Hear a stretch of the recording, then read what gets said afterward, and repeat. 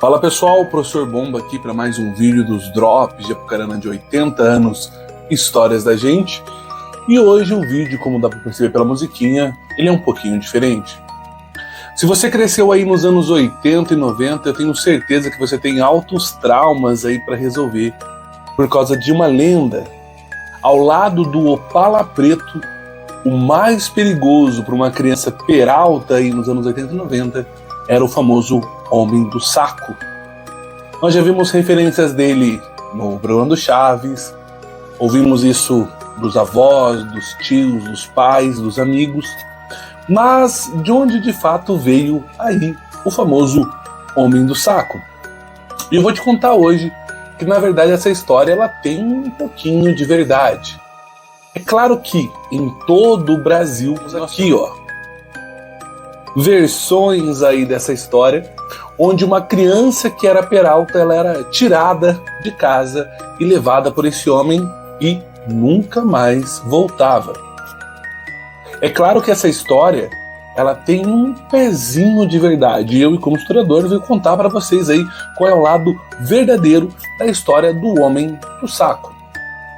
Vamos lembrar que é o seguinte, há muito tempo atrás, lá no começo do século XX, até o começo do século XX, era possível mandar uma criança pelo correio.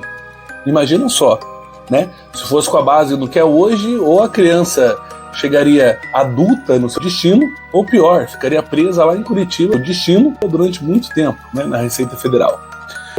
O que acontece é o seguinte, que as crianças elas eram mandadas, então colocavam a criança num saco, um selo do correio, e a criança chegava lá no seu destino acompanhado então pelo carteiro. Claro que isso nunca foi um ato oficial, mas né, aquele famoso jeitinho, e eu nem tô falando do jeitinho brasileiro, porque essa referência aqui ó, é uma referência norte-americana. Então até o começo do século XX, as crianças podiam ser levadas então aí pelo correio, lembrando que de forma extraoficial. O que acontece é que muitas vezes essas crianças eram levadas em situações de crises, então a população está passando fome, a família está passando fome, essa criança era mandada para casa de alguém, ou em casos um pouco mais tristes aí, como tem essa referência que é um pouquinho posterior, mas vou usar aqui só como exemplo, as crianças podiam ser vendidas. Então, naquela comunidade, naquela rua, naquele bairro, quando uma criança era levada pelo Homem do Saco, ela nunca mais voltava. No Brasil, o Homem do Saco tem as suas variações regionais, né? Temos o Papa Figo ou Papa Fígado, né?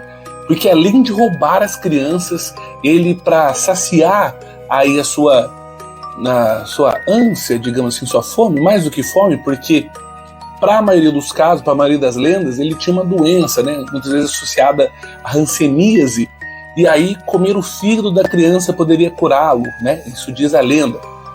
E essa lenda ela foi se espalhando pelo país como um todo. Mas aqui, na nossa cidade de Apucarana, temos também uma versão dessa lenda do Homem do Saco. Não é o Papa Figo, é só o Homem do Saco. Mas quem vai contar melhor pra gente é o Sebastião Ferreira, o famoso Tião da FEMAC, né? O Tião Ferreira, o Tião da FEMAC. Então, não perca o nosso vídeo de amanhã, aqui nos Drops de Apucarana, 80 anos, histórias da gente.